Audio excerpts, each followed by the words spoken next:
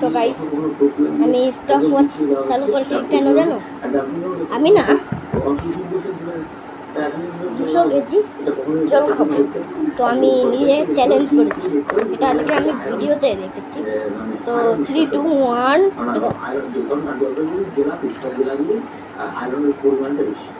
আপনি অনেক থেকে হতো তাহলে জল অন্য কিছু এটা কখন আর জলপাইগুড়িতে দেখুন আরো 2টি পঞ্চায়েত এলাকায় 7 বছরেও চালু হয়নি জল।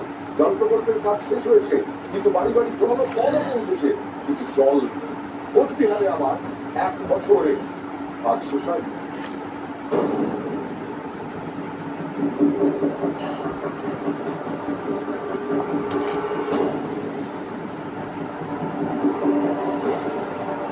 বাড়ির কল থেকে জল পড়ে না, তাই ভরসা রিজার্ভারের কল।